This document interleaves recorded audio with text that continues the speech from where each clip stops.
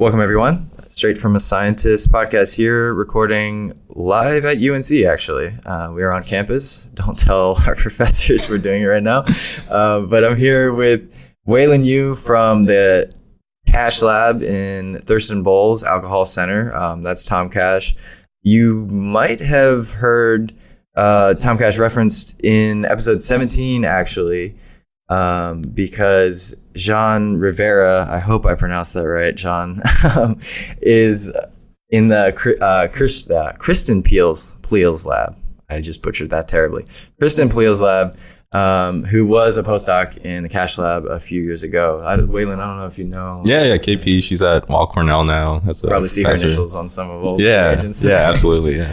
Well, Waylin, thanks for coming on. Yeah. It's good to have you here. Thank you so much for having me on.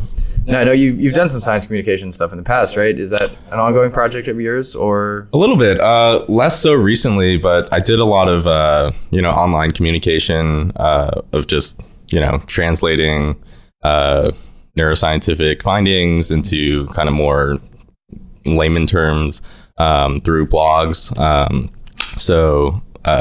For one of my classes in undergrad, actually at Colby College, we would write weekly blog posts, and I got to kind of explore other topics besides what I was actually doing research on at that time. So got to delve into subjects like pain and sensation, which I'm actually studying now. And that kind of sparked a lot of new ideas for research for me. But yeah, it was a nice endeavor just to practice science communication, but also kind of explore new fields as well. Yeah, that's really neat. I didn't think about starting that process as an undergrad and how helpful that would have been for my part as well. Yeah. I mean, it gets you reading the stuff and really deep learning. Right. Too. Yeah. No. I mean, I owe it all to really Melissa Glenn, who is a professor at Colby, and it was really her idea. She's super passionate about using online media like blogs and like Twitter to get the word out there. So shout out to Melissa. Very cool. Yeah. So that brings us to your research, though, which is pain and addiction and kind of the vicious cycle, if you will. That's what I get from understanding. Now, I've been reading your NRSA proposal as a surrogate, and I know that's not always what you end up actually doing. Right. So if you could just, in your own words, describe what you're up to these days. Yeah, so Tom's lab mainly focuses on the extended amygdala, neuropeptide signaling, and how it contributes to negative feelings or aversion. And a lot of big words there. Yes, a lot of big words. But basically, it's a brain area that is like the amygdala. It's very much involved in the emotional aspects of anxiety, fear, things like that.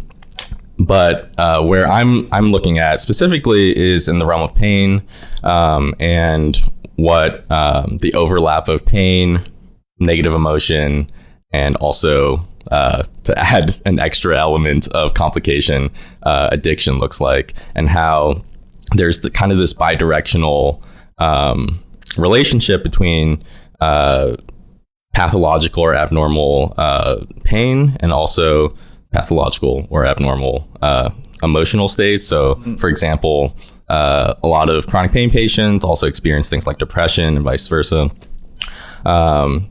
Same with addiction. So a lot of people who experience pain end up with addiction disorders like alcohol abuse and opioid abuse. And then lastly, people with addiction also, when they come off those drugs and are in withdrawal, can experience a really intense negative emotional symptoms that drive them back into relapse and kind of continue the cycle for addiction.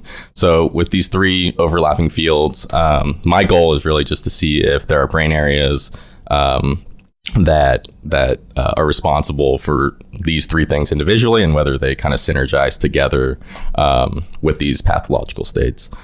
Yeah. So there's this vulnerable population out there then, and they're prone to addiction and enhanced pain and depression. Is if it were to be a Venn diagram, is that all kind of the same circle, or no? So not combinations. Yeah, there's combinations, and also the direction of causality is also a huge question in this field. Right. if you are someone experiencing chronic pain, are you automatically more prone to drinking more, or did the drinking start first and then because of the absence of alcohol and withdrawal, hyperalgesia, which is an increase in pain, happens? That relationship isn't super clear. Same with mood disorders, which came first, the chicken or the egg, right? So yeah, the Venn diagram doesn't, not everyone who has addiction has depression or chronic pain, etc. Okay. Yeah. So I guess the stereotypical addictive personality, people love to use that term, is not really cut and dry in any way. Yeah, exactly. There's, like everything in biology, there are gray areas and cases where they appear alone, they appear together. Yeah, exactly. Very messy. Yeah. But that's why it's fun for us to study, right? Yeah, as much as we would like it not to be, it definitely makes it super interesting when there's anomaly in it. Absolutely. So you're looking at these brain regions in the hopes of, one, figuring out why these kind of vicious cycles can occur, and maybe that you can find something wrong in vulnerable populations that you could then fix. And it looks like from the stuff that I was reading off you're trying to stimulate some of these brain areas perhaps in a way to fix them. I know that's like really hot topic in neuroscience. Yeah. Deep brain stimulation and whatnot. Yeah. I mean, generally, I would say yes, we are doing that. But for our purposes, even finding out what they do fundamentally is really important for us. Question. Yeah, exactly. As a basic question. So we're looking at specifically dopaminergic inputs into the extended amygdala, again, that emotional region of the brain, and how that neurotransmitter dopamine may either reduce it or increase it. And what we found is that a dopamine input from the midbrain into an area called the bent nucleus of the stria terminalis. It's a mouthful, but it's a really important brain region for kind of anticipating anxiety or fear or some sort of negative feeling stimulus that's coming. So would that be like kind of anticipation of anxiety or fear? Would that just be like a general anxious feeling, and that doesn't necessarily have to be caused by any sort of pain or trauma, or is that? Yeah, exactly. So like, or is that actually like preeminent? So like the thought for the extended amygdala is that you can kind of separate the central nucleus of the amygdala and the BNST or bent nucleus of the stria terminalis by the timing in which the anxiety happens. So for more immediate things, the central nucleus is more important, and then for kind of more abstract and things that are kind of longer off and not immediately there, the BNST is more important. That's the thinking in the field, and that's kind of the theory, but could be different tomorrow. Yeah, exactly. Who knows? So the BNST then you might think of as, okay, I'm driving on the highway and I can see this guy who's driving crazy behind me in my rear view and he's going to pass me soon, versus maybe the amygdala is like, holy crap, there's a car right from me, I need to slam the brakes. Right, exactly. Okay. But I mean, even research that's coming out now and our own personal data could kind of contradict that, in that, we see, for example, that if you induce pain, you can see a really time-locked increase in activity of the BNST when that pain stimulus happens, for example. Right. So it can be kind of a way to take in sensory information at first and then integrate it later as well. That's kind of one of the theories in the field. But for the most part, it's kind of this structure that pertains to fear and anxiety. And how we're throwing in alcohol now. So ethanol is kind of the active ingredient in most alcohols. Hopefully people aren't drinking isopropyl or anything like that. But we're tossing that into the mix now with these different brain regions. And you mentioned dopamine, I know, which I have a very basic understanding of. People often refer to it as like kind of the feel-good neurotransmitter, or at least one of those. So it can instill a confidence in some cases, and in general, a feeling of well-being along with serotonin. I know those two are extremely complex, and I don't pretend to understand them. So is dopamine the main neurotransmitter altered in these regions when ethanol is administered, or is it more GABA? Yeah, I mean, GABA is definitely altered, and I would argue that that's really the main neurotransmitter that's altered with chronic ethanol exposure. Okay. Where dopamine... Inhibitory neurotransmitter, by the way. Yes. For those who don't know. It turns like a signal down. Right. And also ethanol acts on GABA receptors, right? And kind of enacts its effects via that pathway. But dopamine's also super important. So yeah, like you mentioned, the rewarding effects of drugs, or the kind of like hedonic value is what people use. It's like kind of like, oh, we drink and then we feel good about it. That's very much thought to be the contribution of dopamine, and the central dogma, if you will, is that the ventral tegmental area and the nucleus accumbens, those areas are the reward pathway that's affected most by ethanol. Our pathway is also in the midbrain, but not in the ventral tegmental area. Instead, it's more in the dorsal raphe and periaqueductal gray. These are giant words that just mean that it's a different brain region. But they actually send dopaminergic projections into that extended amygdala area we were talking about, the BNST. Okay. And we found previously in our lab that both ethanol as well as other analgesic drugs like morphine can recruit these dopamine neurons to activate. And once they're activated, they release dopamine into the BNST, that anxiety area we were talking about before. So we think that this is really important because, one, we have this pathway that possibly alters pain. What we've seen is that it actually reduces pain. And it's also naturally recruited by these drugs that make us feel less pain. So we're thinking there's some sort of alteration between pain, addiction, and also, because the BNST is involved, emotion that's happening within this pathway. And I noticed in your proposal you used a great term I think that's really appropriate. It's like self-medication, right? And so this addiction may be started or perhaps enhanced, propagated by people who are feeling pain and are just trying to get rid of it. It's not that they're they have like lack of willpower or anything necessarily. Right. It's that they do truly need this. I know there's a huge problem in the news lately. It's all over opioid addiction. So do you think ethanol works in a similar way? Is it therefore a great way to study similar drugs like opioid addiction? I mean, at least for starting with the behavioral outcomes, we can get these drug-induced hyperalgesic effects, which means that you take the drug for a long time, you stop taking the drug, and then that lack of drug actually induces a higher pain state. And that's been seen in both, opioid users and alcohol users. So there's the withdrawal period enacts this heightened sensitivity state for pain.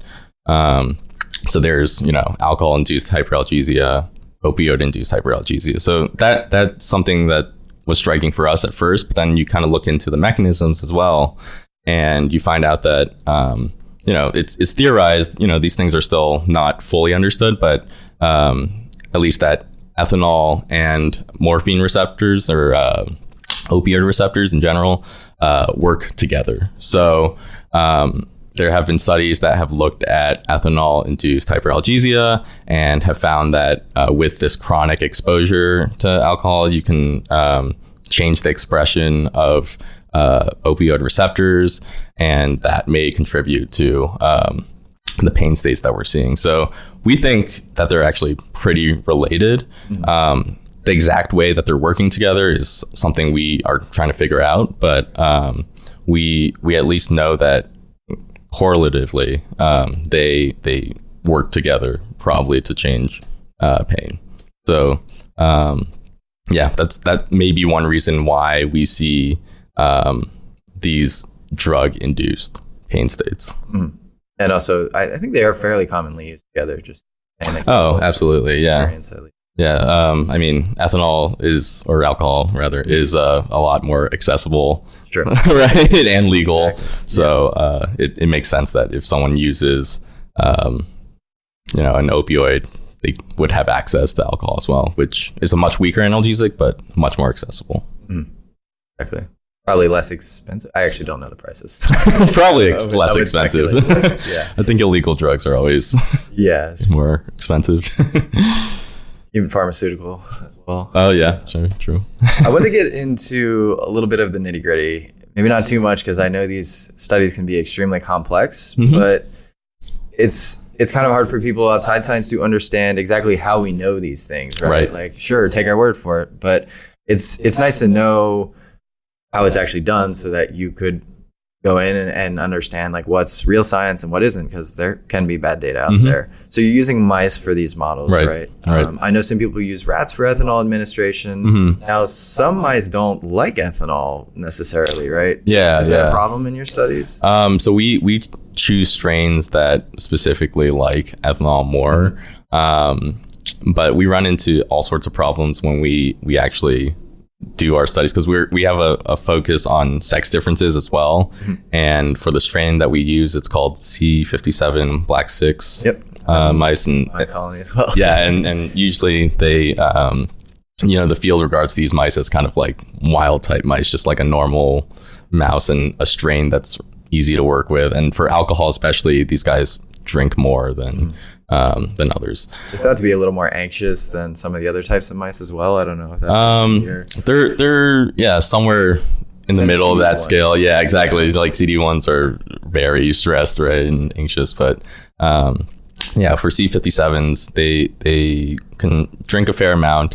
But we also do sex difference studies in our lab. So cool.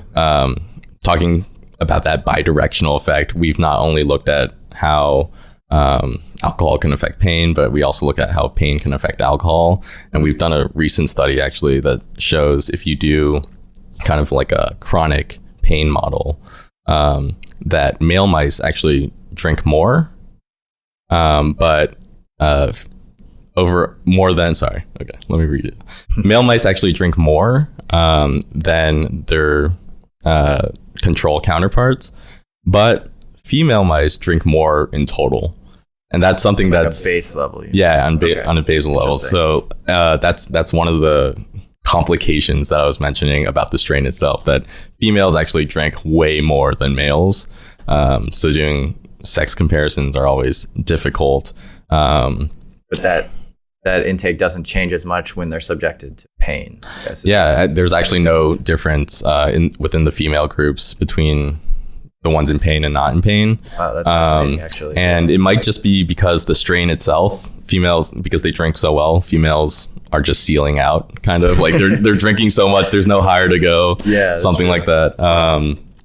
But it'd be interesting to look across strains, and I think that's something the field should do, not just us, more often. Well, there's a big push from the NIH to make sure that everyone in any study includes males and females so that we can actually start looking at sex differences. Because I know in the past it's been either one or the other, and that doesn't really make for easily comparable data because there are biological differences between males and females.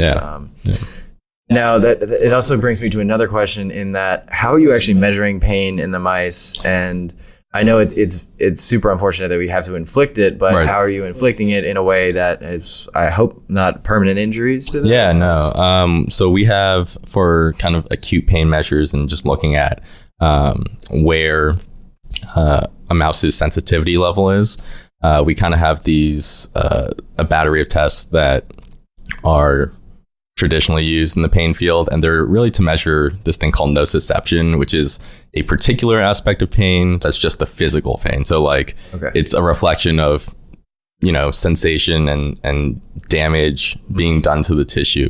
And how we typically measure this in mice, because they can't tell us they're in pain, is we have to look at reflexes, so like withdrawal reflexes of the paw, for example, or the tail. So a test that we commonly use is like the Planter-Hargreaves test, and we're just putting a heat beam that's around want to say like 38 degrees Celsius onto the paw.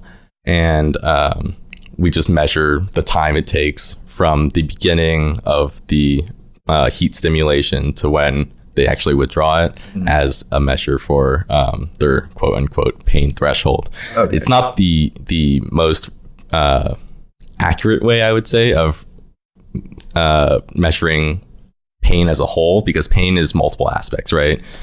Pain is, yes, that physical sensation, but it's also the negative emotional aspects that we care about too. And that test, for example, doesn't cover that. And to address those things, we have tests like the conditioned place aversion. So if you give a painful stimulus on one side and let the mouse sit in that side for a while, and then you give a more neutral stimulus and let it sit on the other side, then it's bound to spend less time on the side that is paired with something painful, and that makes it feel bad, right?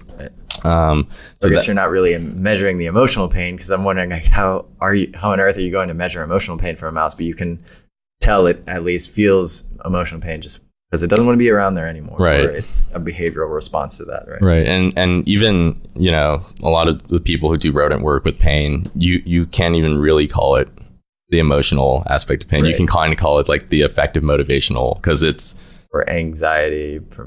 Right. Something like that. It's just... It's roughly and pain or the emotional aspects of pain, and it's kind of like the best of a bad situation, because again, these mice can't talk and tell us, which is how we would otherwise measure in humans. But what I can say is that there is some sort of translatability with these tests. For example, that Hargreaves test I mentioned, they do it on humans as well. And that's kind of how they test pain thresholds for your arm or whatever. There's also tests like the Von Frey, which is more of mechanical pain instead of that thermal pain, and they also use it in humans. So a lot of these tests are translatable, but not any one of these tests can truly capture every aspect of pain, which I think is generally true of rodent models in general, right? Like, you get a bunch of quote unquote endophenotypes, which are these like symptoms of a larger concept. But, pain is not just the physical sensation. It's the emotional aspects. It's how we pay attention to it. It's all these other things. So perception completely change it. Yeah, right. Exactly. Right. I mean, but you have to do that in science, right? You have to narrow down so far to be certain about one outcome. You have to narrow down so far that you're getting tunnel vision to the point where you're not thinking in about the other variables and stuff like that. And then we can zoom out again and refocus in on the next part, but it has to be methodical in that sense. So. Right. So basically how we do it for our research though, is we do a lot of these tests is how we look at it. And we, like you mentioned, we kind of paint the picture as a whole after we actually see how an animal behaves in various aspects of what we call pain. So kind of subject them to a little bit of pain. And it's great, by the way, it's not like injury causing pain. Kind of like a blade or something like that. But subject them to pain, see how much they're drinking, and then kind of see how they respond to pain after they've been drinking a lot. Is that kind of that's workflow? Yeah, one of our workflows is definitely, we want to see at baseline what their sensitivity looks like, and then have them drink for a while, and then assess sensitivity after that when they're in withdrawal. But we also, again, do it the other way around as well. So we can do like more chronic forms of pain, and these are more intense, granted, but they help us get at kind of the most important need for patients in the clinic, because people get treated for acute pain pretty successfully, I would say. I mean, we still need better alternatives for intense acute pain, but in terms of really chronic pain and really long-lasting pain, we don't really have good ways to treat that. So we model this in mice. It does reflect kind of the pain states that we see in humans, and it has to be intense because that's basically what we're trying to treat in the clinic, right? So yeah, we do it the other way around as well. Mm-hmm. Yep. Yeah, I mean, it's causing pain to reduce future pain and suffering. Exactly, right? exactly. And again, the pathway we're working with actually reduces pain. So the nice thing about all of these is like you feel terrible after you inflict this pain on the mice, but a lot of them with the experiments you're doing and the treatment you're doing feel better and go back to basal levels of sensitivity, which is Very nice. cool. Yeah. Hey, yeah, if it ain't broke, don't fix it. So you have to break it first and then Yeah. Basically, yeah. I mean, that's the unfortunate side of a lot of science. Something we probably want to get into in future podcasts because it happens a lot. It really does. Mm-hmm. But it's all a balance and it's a trade-off and sacrifices all around. Yeah, I think this research is absolutely fascinating. You have so many moving parts. Do you have I haven't really asked this question to other guests, but how do you keep track of it all? Do you have I guess what's your philosophy in terms of note taking and all of that? Just like a giant to-do list, just like a whiteboard full of things to do. Yeah. It also, I mean, it takes a lot of back and forth with my PI and also the people in lab, so that's super helpful. So like as experiments move on, I analyze my data, I post it on Slack or some sort of channel where we can all see it. And then we discuss it, so it's a really collaborative process, but that keeps things kind of orderly in my head because, we do one thing, we discuss it, we plan the next thing, and then we move on. And also it just takes, sacrificing a weekend or two, but that's science, right? Yeah. And it's worth it when you enjoy the work and you think, you're researching something that will ultimately help, hopefully, right? That's all we can hope for. So yeah, we wouldn't be doing this otherwise. Right. So what really grabbed you about this concept of pain and addiction? I know you mentioned that your first exposure was through that science communication class.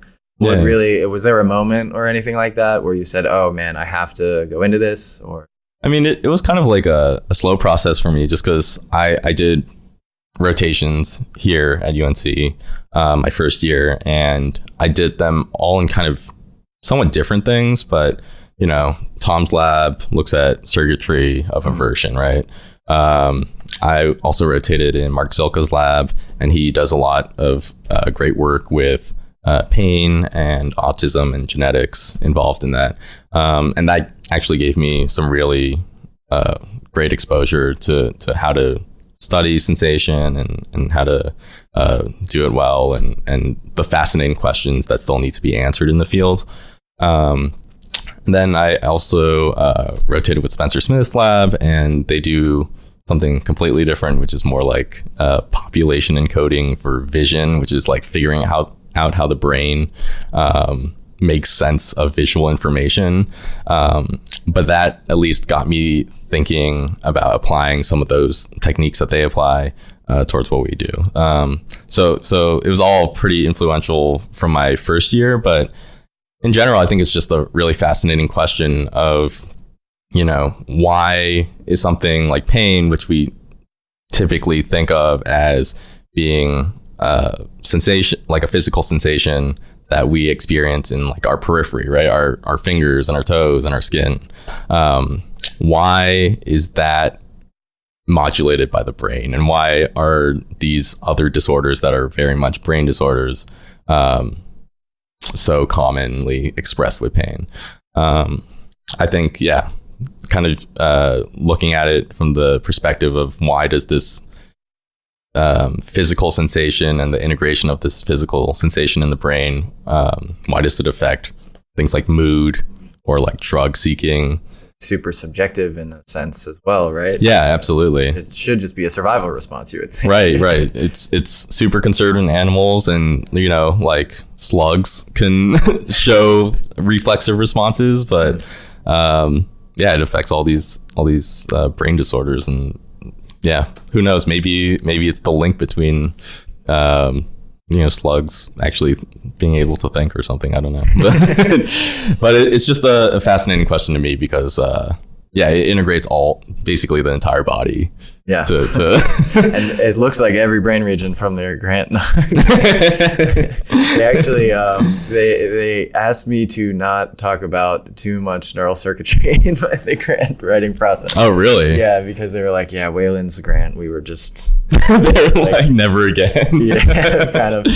You cause some aversive behavior, just the writing of it. But that's the nature of the science. It's like grant CPA. Yeah. But actually, it's funny because it led me a little bit more down a path that I'm actually more on now, just based off of the data that was coming out at the time. Yeah, So it was a really perfect fit on my end. I may, and I certainly will be doing some of the more circuitry-based projects. Right.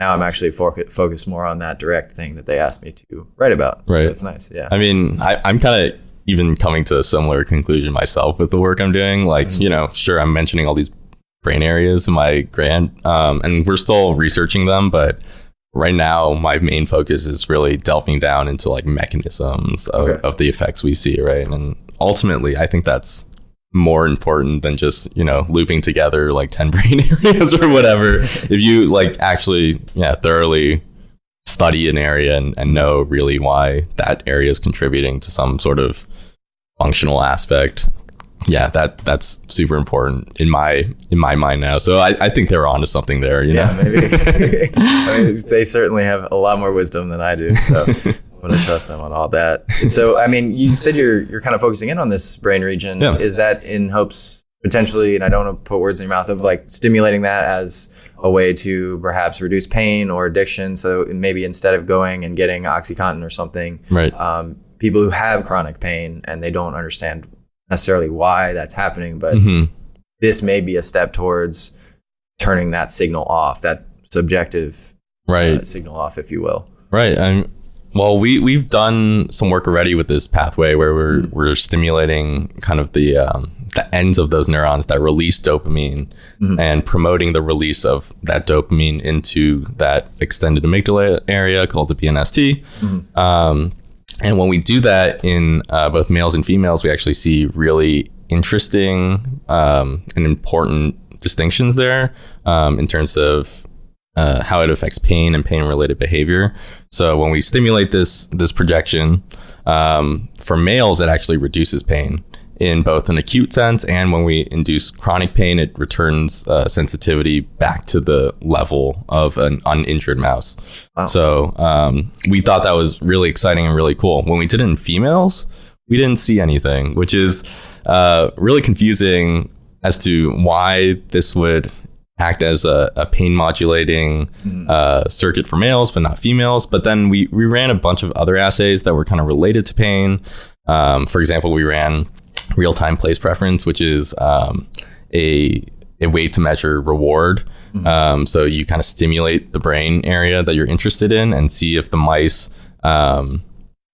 go towards the area that they get their brain area stimulated in, or the one that they don't.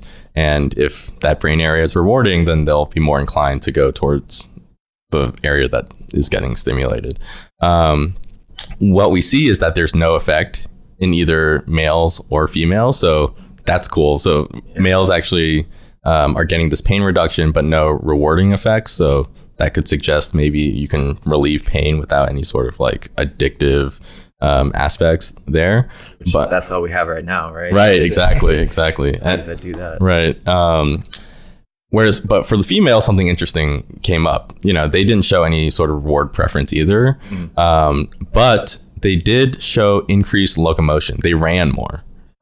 And when we tested them in a bunch of other assays like predator odor or social interaction, these things are to assess various aspects of anxiety or sociability or whatever. But what came up for all of them was that females just ran more. Males didn't. They basically showed null results for everything else except pain and lazy males. Yeah, but the females ran more. So what we think is that because our projection kind of starts in this area called the periaqueductal gray or / dorsal raphe, and it's an important area for defensive behaviors, that possibly this could just point to a pathway that leads to sex-specific responses to pain, and how animals react defensively to a hurtful stimulus like pain. So there's like two ways we can respond, right? Typically fight or flight. Classic. Or you can, stay still or escape is another way of putting that. So maybe the males are just more inclined to sit down and take the pain, whereas females are smarter and run away from the pain stimulus. Stubborn or something. Yeah, exactly. But that's just the hypothesis right now. We're still really getting at the mechanisms behind this, but yeah, that's kind of where we're at with that story. Yeah, that's cool. It might shed some light on the not necessarily the preference of ethanol, but the different ways in which males and females seem to use ethanol to additional intake of ethanol. Mm-hmm. Very neat. Yeah, this stuff is fascinating. I'm gonna have to do more. I have a lot of backlog of papers from all these podcasts. It's like I got to do my own reading first for a PhD, and then this other stuff is leisure reading. I'm there with you, man. I got a stack of papers on my desk right now. Are there any myths about like the field of addiction, sex differences, pain that you hear commonly in the news that you kind of cringe about and say, man, I wish people weren't saying that, or different? Okay. That's a great question. Let's see. I mean, first off, since we're on the topic of sex differences, I feel like it's important to mention that there's kind of like these two extreme opinions about sex differences, seemingly, that they either exist or they don't. And in a way, sex differences do exist. And they're going around, right? People saying they don't. It's just flat out wrong, right? Right. And like biologically, they do exist, but do they exist in every realm of the brain or the body? No, right? So, but for like the research I'm doing, for example, we know that there's really specific sex differences for biological mechanisms of pain. The immune cells that are recruited in the spinal cord, for example, differ between male and female mice, at least. I had no idea that would be the case. And in the area I'm studying, in the periaqueductal gray, for morphine analgesia, which is when you take an opiate like morphine and it reduces pain, you can actually cancel that out if you delete the mu opioid receptors in that area for males, but not for females. And it's the opposite when you do it for a receptor called TLR4 in microglia. So like bacterial pieces of bacteria and other stuff. Yeah, right. Particles. Wow. So what the heck does that mean? Yeah. So it's just different mechanisms, that can contribute to the same output. So there's really important distinctions in that realm, because it has high implications to how we treat patients, right? If there are different things that enact pain for males and females, maybe we have to give different drugs that work on different mechanisms to reduce that pain. But yeah, I'd say that's a major one. Also, there's a lot of news about the magic bullets that are coming out to resolve pain. And there's actually like really incredible, promising things happening even at UNC and elsewhere.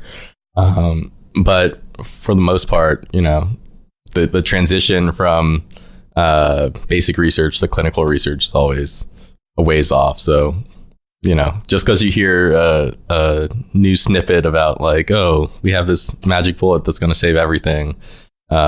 No drug is perfect. And one thing that I've learned from the pharmacology department at UNC is, you have to treat individuals and not, just diseases. There's even within, a disease, there are subgroups of patients and different mechanisms that work better for some people than others. So no drug is perfect. And that's why precision medicine is like the way to go, I think, in the future.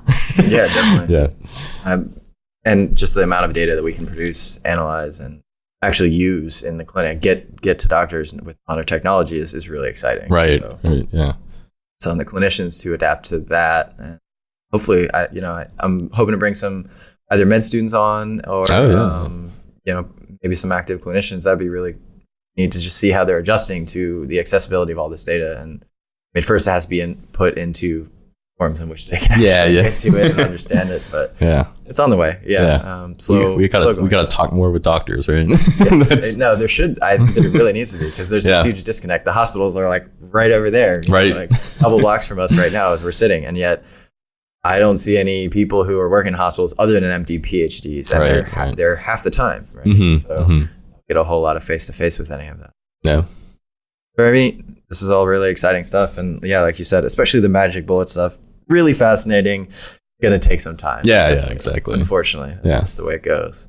Are there any things about your research that have kind of changed the way you look at life, or especially since you researched a lot of ethanol, is there anything like, have you changed your drinking behavior, stuff like that? I feel like people who study alcohol are the worst about drinking. No, I'm just kidding. It's not actually they're good. Just doing experiments. Exactly. They're just testing themselves. Administration experiments. No, I've actually, ever since I started grad school, it might be a coincidence. It might just be age, but I have been drinking less. So maybe hangovers get worse as you age. Yeah, exactly. Maybe the research is actually affecting me that way.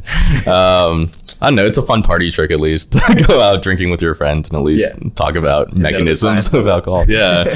And besides that, just working with like pain, being in the pharmacology department. For example, like I just got a dog and she's in post-spay, in that post-spay time right now. So she's post-surgery and has to take all these pain meds. So she's on like trazodone and like gabapentin, and I'm just like, oh yeah, I've read about that. If only you could understand me. I can tell you all about what's going on right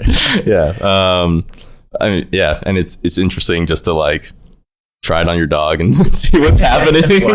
Yeah, exactly. Because the doctor's like, they have to take it anyway, so might as well get some preliminary data from it. So you're taking notes? Just taking notes. For a walk? Yeah.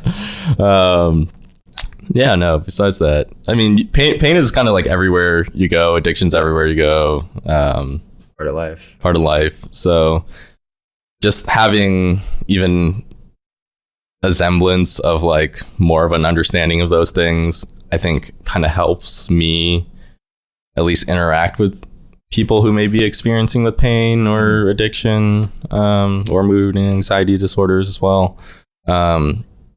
Just because you read so much about it that it becomes kind of imperative to understand it from a personal level. And I think one thing that I don't know if it's like affected my life in that it's made me better in those interactions, but it at least has promoted me to like seek those interactions more.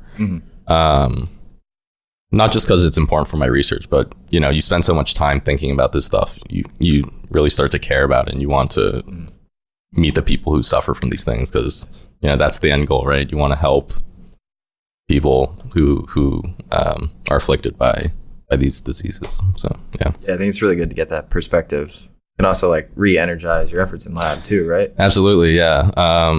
And even just like meeting people, or like having friends tell me about their own experiences with chronic pain or addiction have been really eye-opening, because that's stuff that the literature doesn't cover.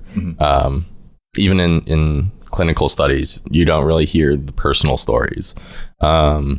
So I think having that kind of knowledge and what people's experiences are like definitely makes me a better researcher, but also a more motivated researcher, like you said. Do you go to the hospitals at all? I know sometimes there's translational certificate or anything like that. Right. Yeah. I haven't been to any of those. I've made it a goal of mine, at least before I graduate, to kind of sit in on the clinic and to do more outreach with clinical populations, especially with pain, because it's such a prevalent thing.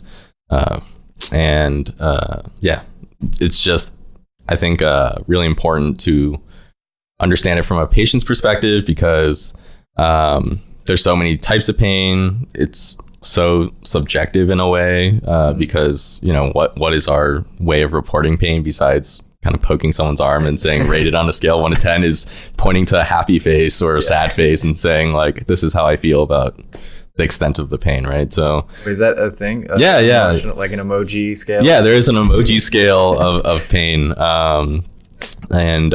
People tell doctors how they're feeling that way. So because, that's the situation, it's really important, I think, to go out and do it. I have not done it yet, but it's definitely something that I'm looking to do. Yeah. Yeah, it's on my list too.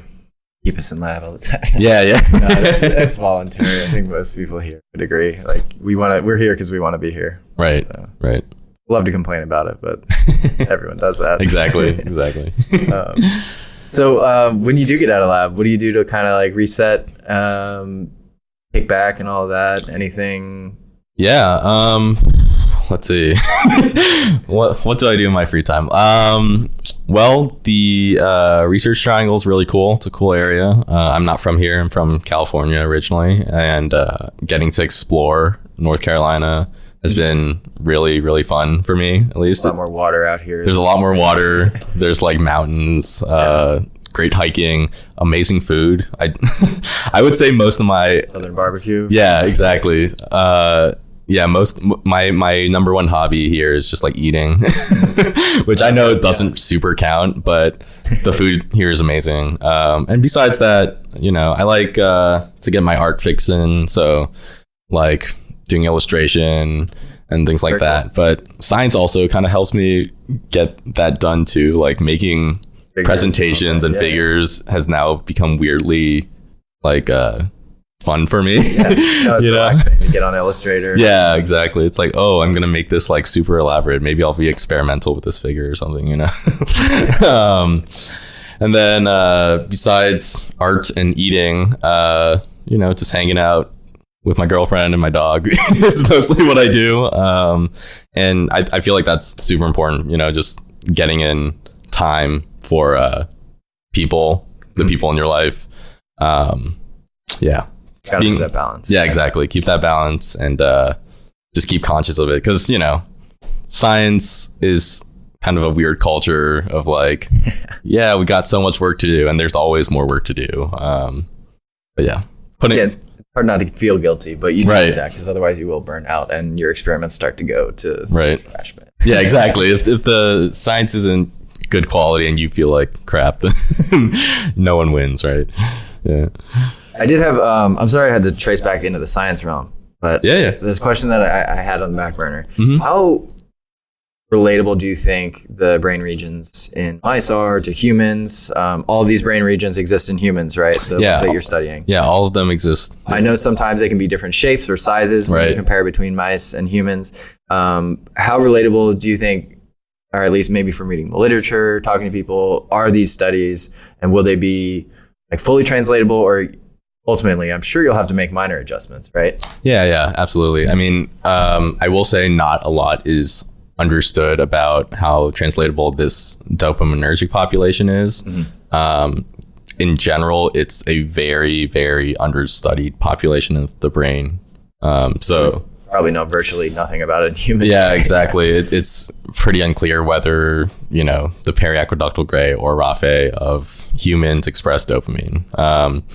But what I can say, though, is that these brain areas do exist, although relative to the size of the brain, just like every other subcortical area in the human brain, it's a lot smaller proportionally. But what is cool is that for the BNST, or the bed nucleus of the striatum terminalis, there have been notable sex differences in human brains noted there. So like we know that morphologically, like the size of the actual structure differs between men and women. But what that means functionally isn't super clear, I would say. That's true in mice, or is that? In mice, actually, I'm not sure in mice. That's a great question. That's a great question. Because I know, you're seeing these associated sex differences in behaviors. Right. It won't cut and dry, but yeah. No, I mean, that's actually a fair point. I should look into that. More reading for you, sorry. Yeah, but at least anecdotally, they don't seem too different, but generally male brains are a little bit bigger, but what that actually translates to in function isn't always clear. That's why bodies are generally bigger as well, right? The cell bodies themselves, or I mean, like the physical. Oh yes, like a mouse or a human. Right. Yeah. So maybe it's mostly that. Who knows? Yeah. So it might just be proportional to their weight, but the actual function isn't affected. That's why for our basic work at least, we tend to focus more on differences in like mechanism for signaling. So like looking at the actual neurotransmitters and neuropeptides that are involved and looking at how they fire and all that stuff. So yeah, the actual physiology or like how the tissue acts in those mice is more important for us. But yeah, that we can't do with humans. So it's kind of, it's like a catch-22 for translation in terms of that. It only goes so far. Yeah. Very cool. This has been really illuminating, and like I said, I'm gonna have to do more reading. Absolutely. Are there any if people want to learn more, any key resources that you found particularly useful or places to start, perhaps? Yeah. So to learn at least about kind of the first couple experiments we mentioned,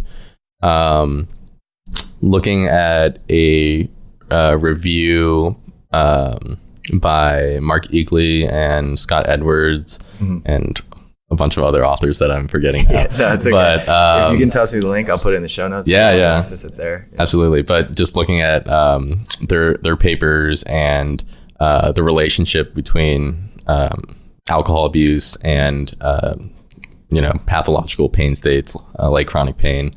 That's a really useful review. And then if you want to understand in mice, the most successful person has been Gatch, who's been doing it for a while now. So I can link you with those papers. Absolutely. Yep. And then for those dopamine neurons, there's only, a handful of papers on them, but looking at Susan Ingram's work from OHSU is really informative. And then Viviana Gradinaru and Kay Tai both have really cool papers on these populations that basically do different but related things to what we're finding in pain. So it's actually cool. These neurons do a bunch of things that beyond what we're just looking at. So I would encourage you guys to read that. And then there was just a paper out recently, a really beautiful paper looking at outputs to the central nucleus of the amygdala of those dopamine neurons. So I would definitely encourage you to read that as well. For sure. Yeah. Thanks. Yeah. And we'll put all those resources again in the show notes. If people want to contact you, no pressure. You don't have to give your cell number or anything, but just put my address on on the internet. Yeah. No, people should feel free to contact me. I'd love to talk more about any of this stuff or just field any questions. Sure. Yeah. Do you have socials that you're active on science communication with, or just Cash Lab website would be the best place? You can find my email on the Cash Lab website. I'm on Twitter at Yuwayway. That's YUWAYWAY. So yeah, you can find me there as well. And we'll toss all that in. Excellent. Any other advice for people who want to get into the field or just science in general, or any final thoughts on your research, and what do you want people to take home from? Yeah. I mean, in terms of advice for anyone who's thinking about getting into science or, doesn't want to be a career scientist, but is fascinated by science, the best way to do it is kind of just to try it out for yourself. I know there's a huge barrier in access to scientific materials and actually getting the journals and all that stuff. But, contact me, contact a scientist, contact someone to hook you up with those things. And just, if you're interested in it, just do it. Just because that's basically how I got into science. Science was this thing that I never really cared about in my childhood or wasn't on my radar. I mean, my parents weren't super, about the sciences or STEM field at all. But I kind of just came across it in college, becoming interested in the brain and I tried research. I loved it. And, because it was fascinating to me, I just read up on it. That's the way to do it. So yeah, if you want to try it, do it. And then for take home messages, I just think that researching the brain and how it contributes to pain is really important. It might or it might not be the gateway to how we solve pain in the future, but it still changes how we experience pain. And also, the literature suggests that in the most extreme pain cases, people are feeling pain without any sort of like stimuli present. So whether it's at the periphery or in the brain, it's super important to understand. Yeah. Also, science communication is awesome, and shows like this are really important. And yeah, thanks, Connor, for having me on. Thank you so much for coming on, taking time out of your busy schedule. I know it's a lot. Yeah, Waylin Yu, everyone. We will toss all those links in the show notes. Feel free to reach out to either of us on that. Thanks for listening, all.